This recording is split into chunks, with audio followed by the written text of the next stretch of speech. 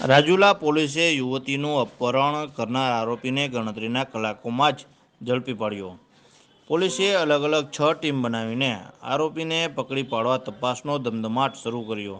રાજુલા પોલીસે મોડી રાત્રે યુવકને બાબરાથી ઝડપ્યો. યુવતીને પરિવારજનોને સોંપતા મામલો શાંત પડ્યો. પોલીસે આરોપીને ધરપકડ કરી પૂછપરછ હાથ ધરી. ડીવાયએસપી હરેશ વોરાએ સોશિયલ મીડિયામાં અફવાઓ ન ફેલાવવા કરાઈ અપીલ. રિપોર્ટર ઇલિયાસ કપાસી, અમરેલી.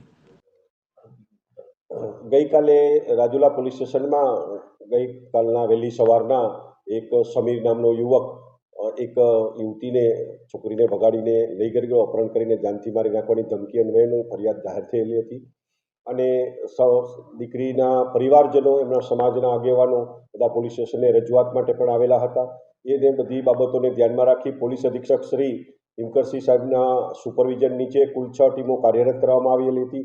એમાં Rajula police inspector IJ Gida અને એમના સર્વેલન્સ સ્ટાફ એલસીબી એમ પટેલ, એસઓજી ચૌધરી અને મારા સુપરવિઝન નીચે બીજી 3 ટીમો જે છે મહિલાઓની ટીમો પણ કાર્યરત કરી હતી. અને ગણતરીના સમયની અંદર જ આ યુવક છોકરીને જે ઓટો રિક્ષાની અંદર લઈ ગયેલો હતો એ રિક્ષાના ટેકનિકલ સર્વેલન્સથી, સીસીટીવી ફૂટેજથી આશરે 90 જેટલા સીસીટીવી ફૂટેજનું એનાલિસિસ કરવામાં આવેલું અને એ કરી અને બાબરા સુધીના સગવડ મળતા તાત્કાલિક ટીમોએ બાબરા જે વ્યક્તિ હતો ત્યાંથી દબોચી લેવામાં આવેલા અને યુવકની અટકાયત કરવામાં આવી છે.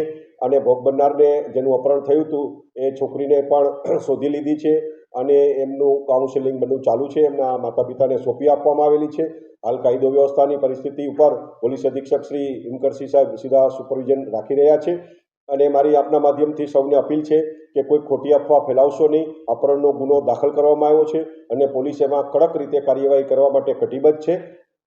અને ગામની અંદર કોઈ ઉશ્કેરાટ ના ફેલાય કે ખોટી અફવાઓ ના ફેલાય એ માટે તમામે ધ્યાને લેવાની જરૂર છે.